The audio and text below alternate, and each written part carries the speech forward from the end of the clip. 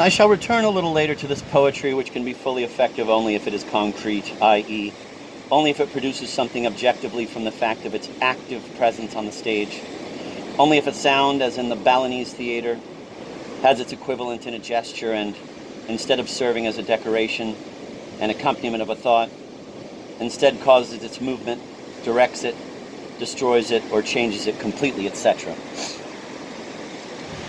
One form of this poetry in space, besides the one that can be created by combinations of lines, shapes, colors, objects in their natural state, such as one finds in all the arts, belongs to sign language. I hope I shall be allowed to speak for a moment about this other aspect of pure theatrical language, which does without words. A language of signs, gestures, and attitudes having an ideographic value as they exist in certain unperverted pantomimes. By unperverted pantomime, I mean direct pantomime where gestures, instead of representing words or sentences, as in our European pantomime, a mere 50 years old, which is merely a distortion of the mute roles of Italian comedy, represent ideas, attitudes of mind, aspects of nature, all in an effective, concrete manner, i.e. by constantly evoking objects or natural details, like that Oriental language which represents night by a tree on which a bird that has already closed one eye is beginning to close the other. Another such abstract idea or attitude of mind could be represented by some of the innumerable symbols from Scripture, as the needle's eye through which the camel cannot pass.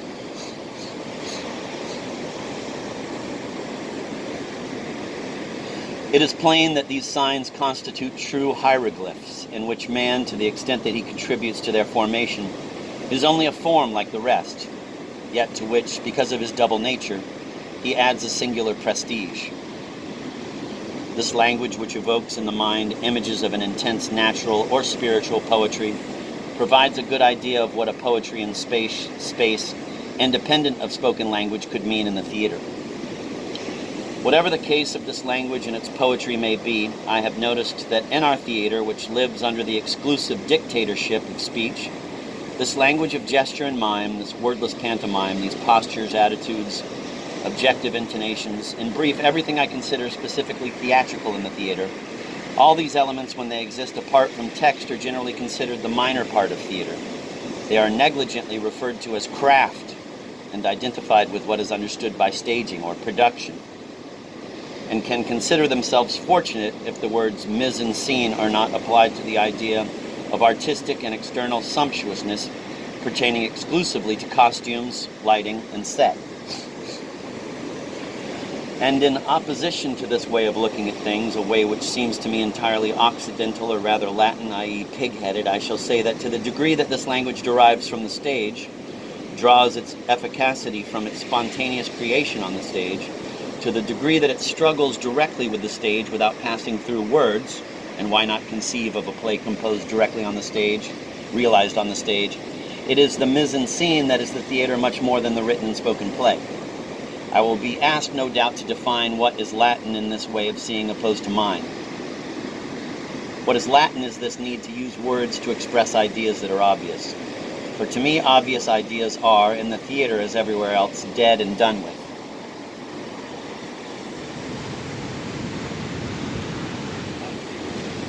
The idea of a play made directly in terms of the stage, encountering obstacles of both production and performance, compels the discovery of an active language, active and anarchic, a language in which the customary limits of feelings and words are transcended.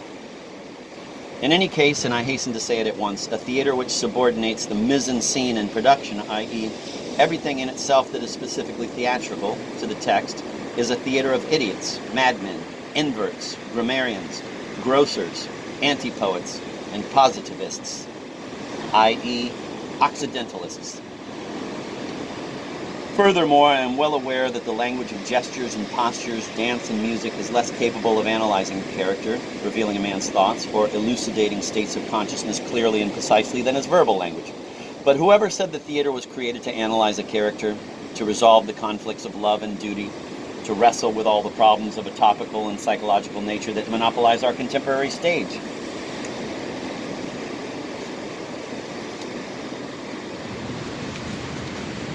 Given the theater as we see it here, one would say there is nothing more to life than knowing whether we can make love skillfully, whether we will go to war or are cowardly enough to make peace, how we cope with our little pangs of conscience, and whether we will become conscious of our, quote, complexes, end of quote, in the language of experts, or if indeed our complexes will do us in. Rarely, moreover, does the debate rise to a social level. Rarely do we question our social and moral system. Our theater never goes so far as to ask whether this social and moral system might not by chance be iniquitous. I believe, however, that our present social state is iniquitous and should be destroyed. If this is a fact for the theater to be preoccupied with, it is even more a matter for machine guns. Our theater is not even capable of asking the question in the burning and effective way it must be asked, but even if it should ask this question, it would still be far from its purpose, which is for me a higher and more secret one.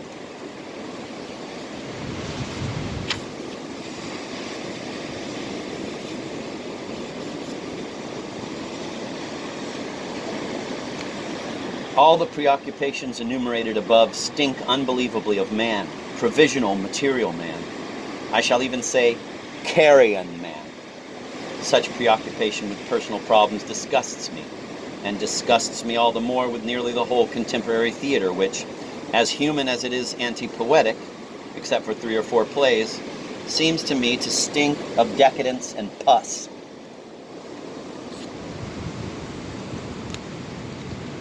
The contemporary theater is decadent because it has lost the feeling on the one hand for seriousness and on the other for laughter, because it has broken away from gravity, from effects that are immediate and painful. In a word, from danger. Because it has lost a sense of real humor, a sense of laughter's power of physical and anarchic dissociation.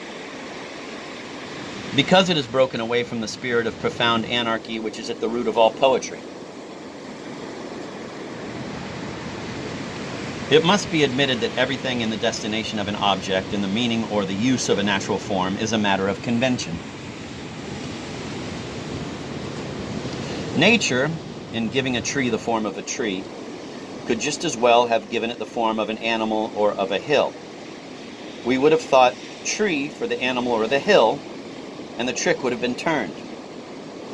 It is agreed that a beautiful woman has a melodious voice. If, since the world began, we had heard all beautiful women call to us in trumpet blasts and greet us like bellowing elephants, we would have eternally associated the idea of bellowing with the idea of a beautiful woman, and a portion of our inner vision of the world would have been radically transformed thereby.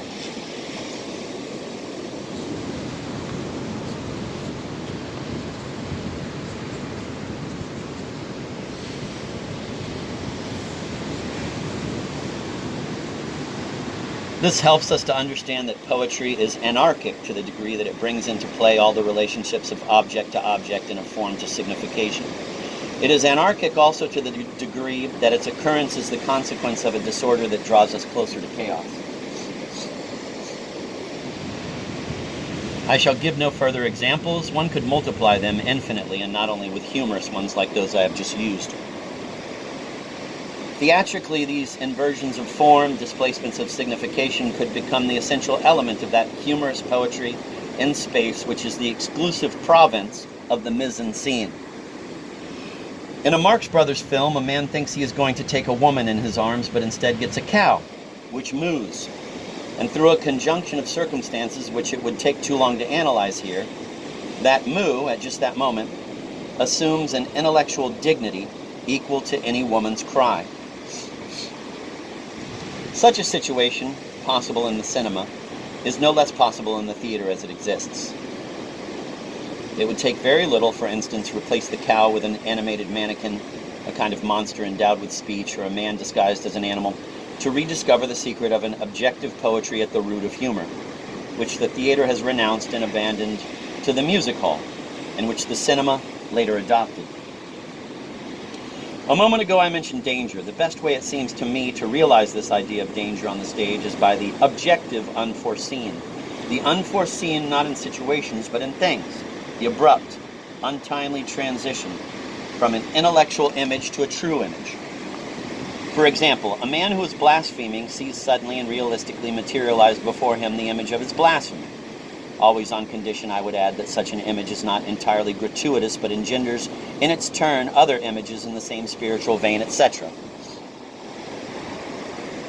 Another example would be the sudden appearance of a fabricated being made of wood and cloth, entirely invented, corresponding to nothing, yet disquieting by nature, capable of reintroducing on the stage a little breath of that great metaphysical fear which is at the root of all ancient theater.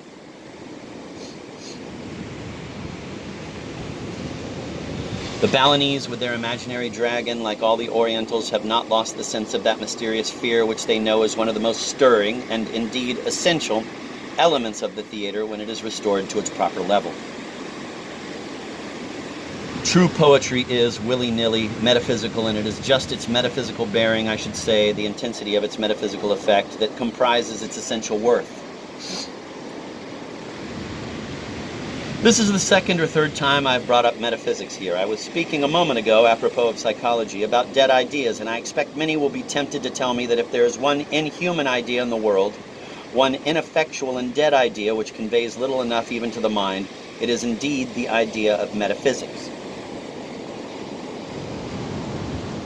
This is due, as René Guénon says, quote, to our purely Occidental way, our anti-poetic and truncated way of considering principles, apart from the massive and energetic spiritual state which corresponds to them, end of quote. In the Oriental theater of metaphysical tendencies, as opposed to the Occidental theater of psychological tendencies, this whole complex of gestures, signs, postures, and sonorities, which constitute the language of stage performance, this language which develops all its physical and poetic effects on every level of consciousness and in all the senses, necessarily induces thought to adopt profound attitudes which could be called metaphysics in action.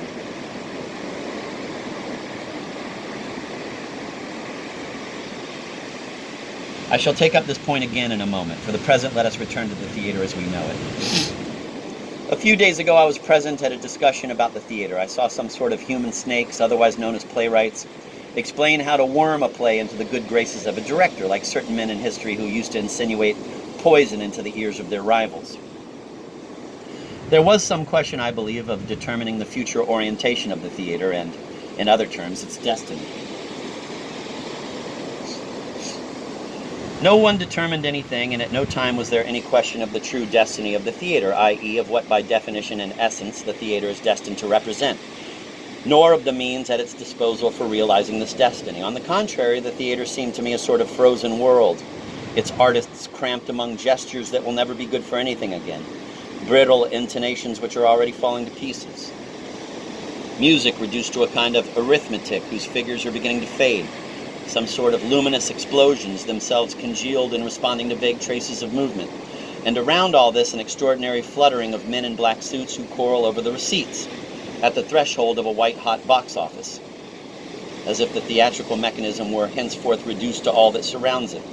And because it is reduced to what surrounds it, and because the theater is reduced to everything that is not the theater, its atmosphere stinks in the nostrils of people of taste.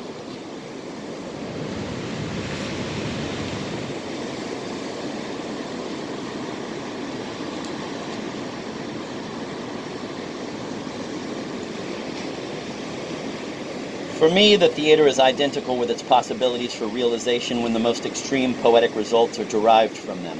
The possibilities for realization in the theater relate entirely to the mise-en-scene considered as a language in space and in movement. To derive, then, the most extreme poetic results from the means of realization is to make metaphysics of them, and I think no one will object to this way of considering the question.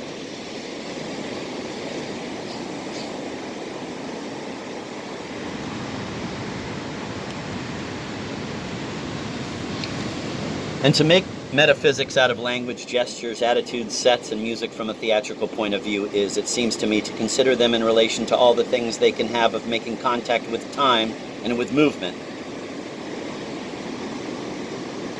To give objective examples of this poetry that follows upon the way a gesture, a sonority, an intonation presses with more or less insistence upon this or that segment of space at such and such a time appears to me as difficult as to communicate in words the feeling of a particular sound or the degree and quality of a physical pain. It depends upon the production and can be determined only on the stage. I should now review all the means of expression which the theater, or the mise-en-scene, which in the system I have just expounded is identified with it, contains. That would carry me too far, and I shall simply select from them one or two examples. First, the spoken language. To make metaphysics out of a spoken language is to make the language express what it does not ordinarily express, to make use of it in a new, exceptional, and unaccustomed fashion, to reveal its possibilities for producing physical shock, to divide and distribute it actively in space, to deal with intonations in an absolutely concrete manner, restoring their power to shatter as well as really to manifest something, to turn against language in its basely utilitarian, one could say alimentary, sources, against its trapped beast origins, and finally to consider language as the form of incantation.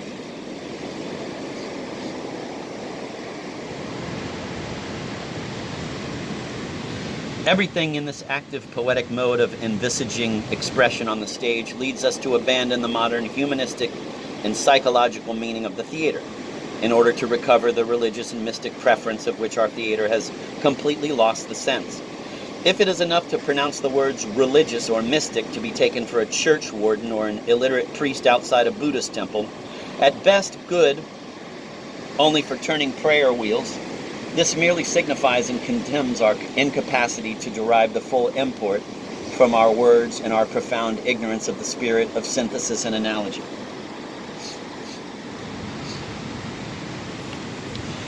Perhaps it means that at the point where we have lost all touch with the true theater, since we confine it to the domain of what daily thought can reach, the familiar or unfamiliar domain of consciousness. And if we address ourselves theatrically to the unconscious, it is merely to take from it what it has been able to collect or conceal of accessible everyday experience.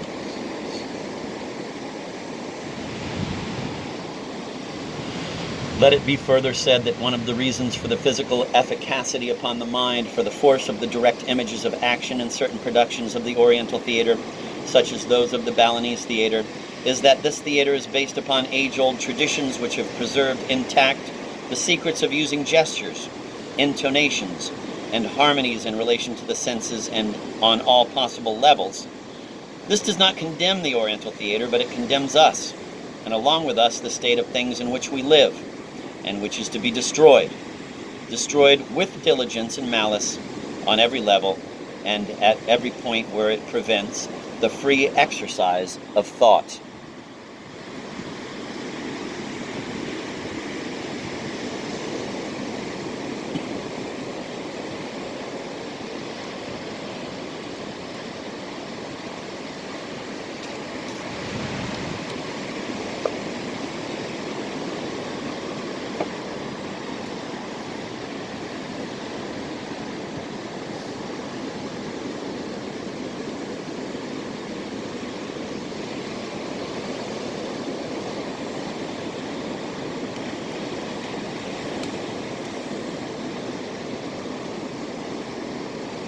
And each small ripple spilt upon the beach. Scarcely o'erpast the cream of your champagne, when o'er the brim the sparkling bumpers reach that spring dew of the spirit, the heart's rain. Few things surpass old wine, and they may preach who please the more, because they preach in vain. Let us have wine and women, mirth and laughter, sermons and soda water the day after.